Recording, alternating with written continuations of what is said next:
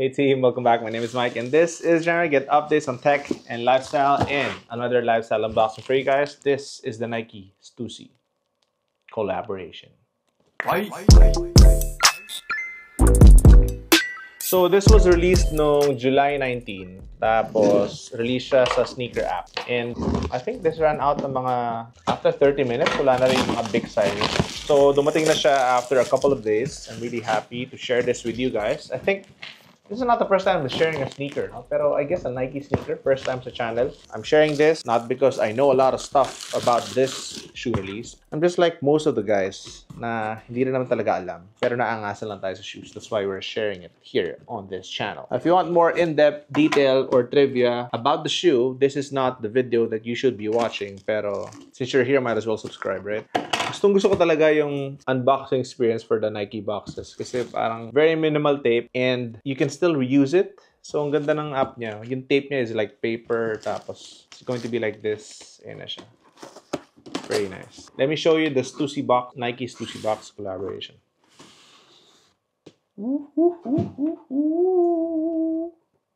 Cheating! Cheating! Stussy, Nike. The model or code for this is Nike LD1000. Action green is the color, size 11. Size 11 guys, don't forget. Sa likod, ito siya. Dito may Stussy brand on the side and on top is the Nike logo. So medyo may damage siya dito kasi very packed din siya sa box, no? Siguro na damage yung slide. Still nice. Okay. What do you call this? The paper lining?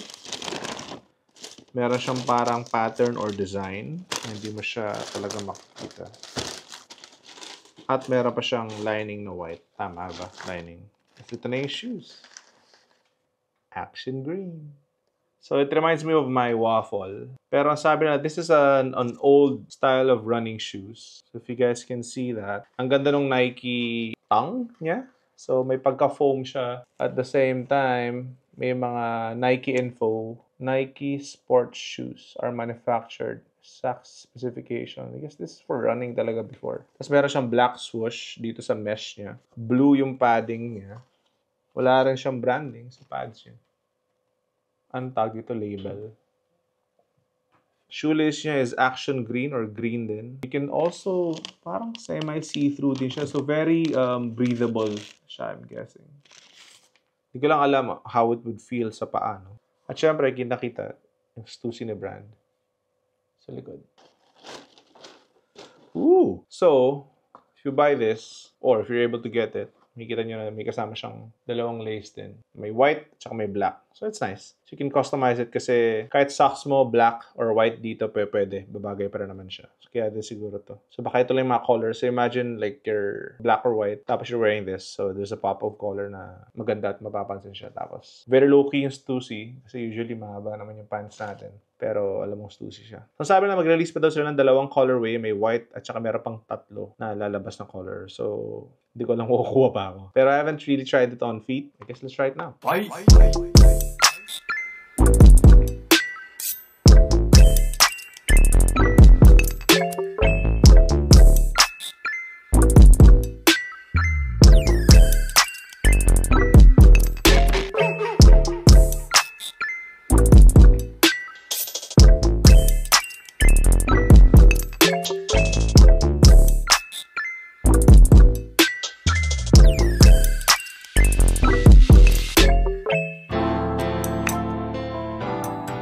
So yun, very retro yung silhouette niya. I guess I like it. Kaya ako naman siya binili because of the pop of color at yung Stussy collaboration niya. After that, tapos yung Nike tab. Ano ba tab? Tongue tab? Yeah, it's there.